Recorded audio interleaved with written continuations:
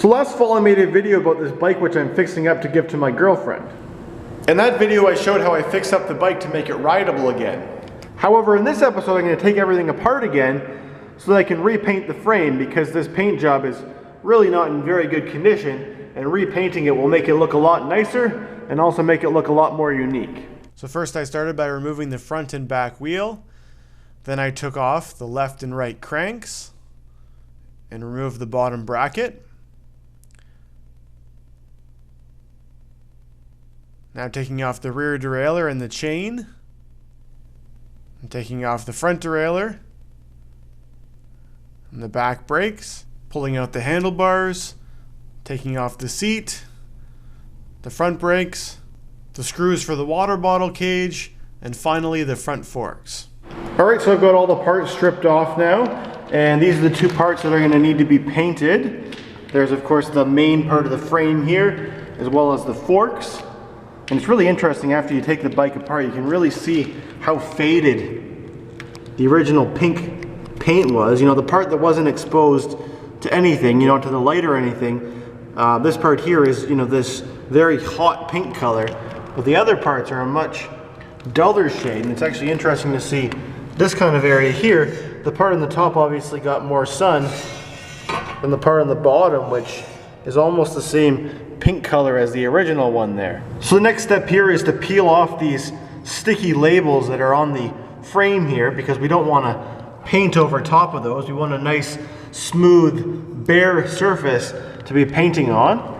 So removing these labels has been fairly challenging because, you know, these are pretty old. They've been on there for a long time and the labels become pretty brittle. So even if you grab a little bit of it and you start to peel at it, you can't really get it too far before it just breaks off, and then you have to start a new section. The method that I found which seems to work the best for removing these old sticky labels is to heat them up a little bit so that the glue that's holding it on will melt a little bit to make it easier to take off. So I'm just using this heat gun on its highest setting, and I just aim it at the section that I want to start on and just kind of heat up the tubing and just kind of get, you know, as much of the label as warm as possible.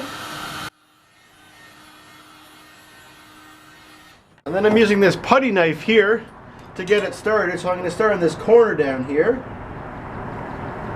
Just start to peel it.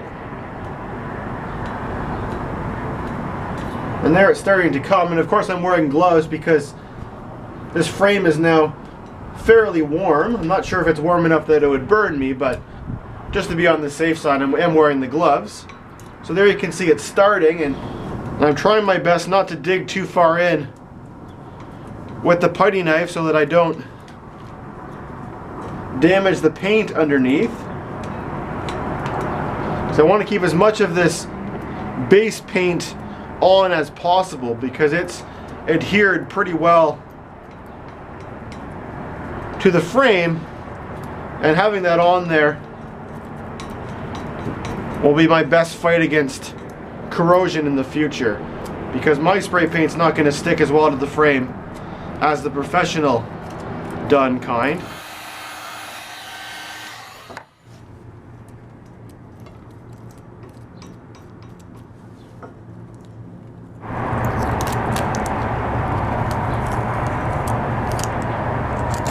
So I was able to remove all of the sticky label that was here in this section here, although it doesn't really look like it. It looks like there's still something there, but really that's just the way that the sun faded this bike. The parts that were covered by the transparent label, it still faded, where the parts that had an actual letter on it, they stayed the original color.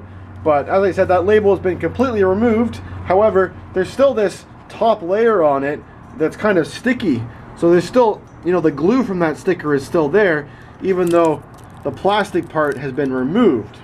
So what I seem to be having the most luck with for removing this sticker residue is using this Goo Gone product here. This is their spray gel, and all I've been doing is just spraying it on there, just kind of covering it. And this is really, you know, thick material that just kind of sits there on the surface. It doesn't run that much. So just try and, you know, cover all of it. So after you've let it soak in for about 5 minutes or so, come back with a lint-free rag like this one here, and then just start rubbing on it, and you should see that that glue residue should come off pretty easily. At least the type of residue that these labels had in them seems to be working really well. You can see that I've pretty much gotten most of it removed in this little section that I've been working on.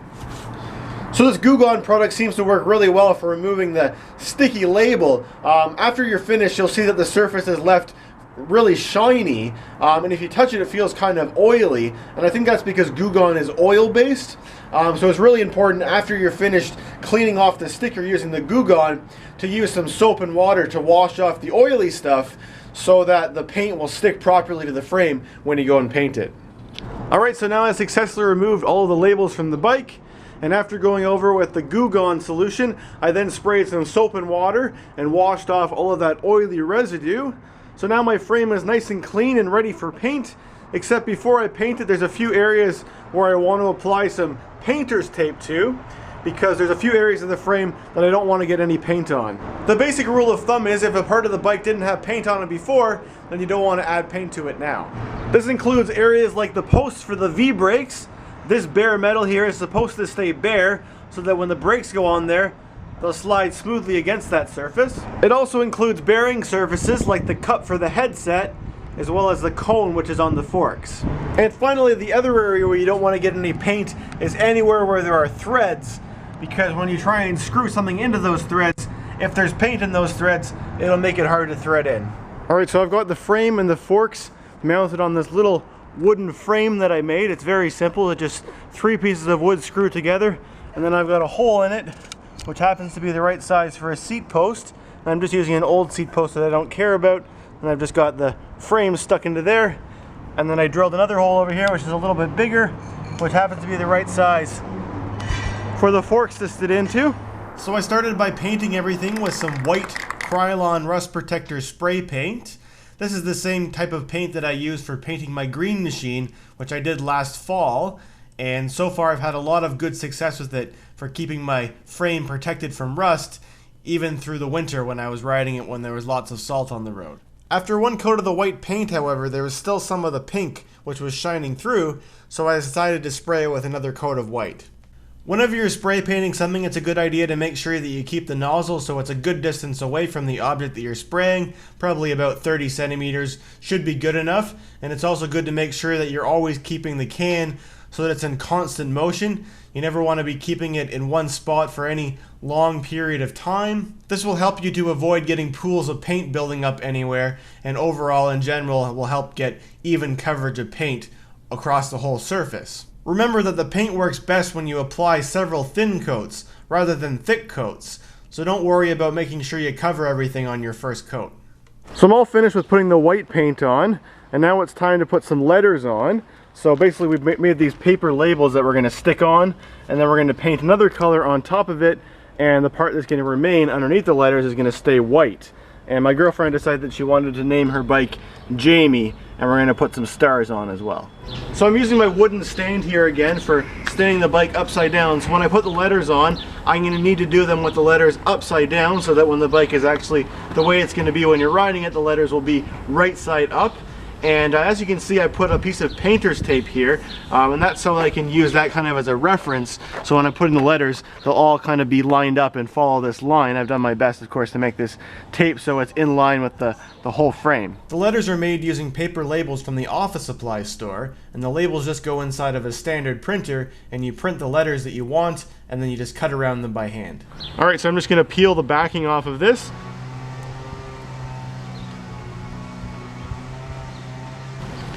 And I'm just going to start by making it in line with that, and just make sure you push it down all the way around so that no paint is going to get in and around those.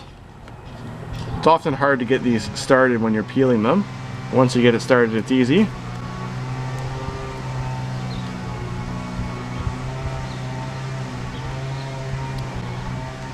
That. And try to do your best with getting the letters so that they're uniformly spaced apart.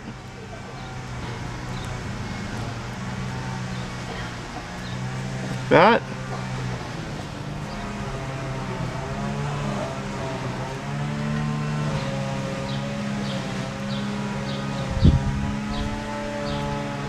So now I've got all the letters stuck on and stuck down well. Jamie on this side, a little star at the front, and Jamie on this side as well. So the color that my girlfriend decided on is called Blue Ocean Breeze by Krylon, although unfortunately they don't have that color available in their rust protector paint, so we just got their standard Color Master paint. So the reason for painting the frame with the white paint before putting the blue on wasn't just for the letters, it was also because the white paint was rust protector paint, so hopefully having that underneath the blue will help to protect the frame for many years of use. In retrospect, I think the white paint was also really helpful for blanking out the pink color, which is underneath, because I'm not sure if this light blue color would have really covered it over on the first coat. So there's what it looks like after a coat of this light blue color, and I've covered as much of it as possible. Having this stand suspended off the ground on these little patio tables has helped for being able to get the bottoms, because I noticed when I had this on the ground, it was really hard to get the underside, and after I was finished I realized that I had missed quite a few spots on the bottom. Nevertheless, I have still about a fifth of a can left in here, so for any spots that I see after it's finished, I can use that to touch them up. So I've given the paint about 24 hours to dry now, and afterwards, I kind of went over it and I looked to see if there's any spots I missed and just kind of touched those up with the leftover spray paint. But now we're ready to start peeling off these letters. So you got to be somewhat gentle at doing this to get them started, so you don't peel off any of the paint along with it. Well, there's what the J looks like, so looking pretty good so far. Let's try the A here. And I would recommend waiting until it's fully dry before going ahead and doing this. Now you can see that unfortunately a little bit of paint did get underneath here.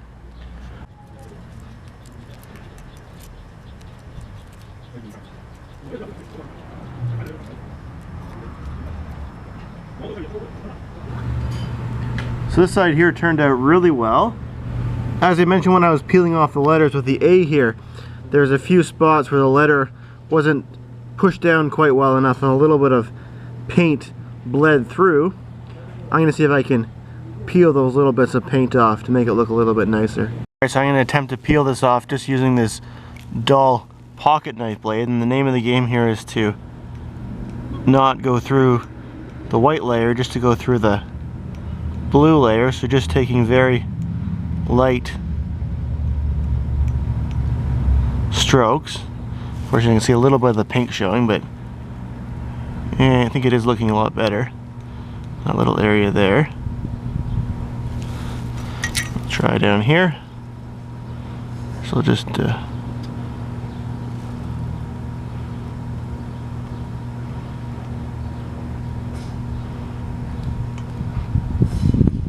so as you can see, that worked fairly well, although there were a few spots where I went a little bit too deep and took away some of the white paint, and you can see through to the pink underneath. Now I'm just going to touch those up using a paintbrush. In order to match the color, I'm just going to use the same white spray paint and spray some of it into this plastic container here, and then use my paintbrush to apply it.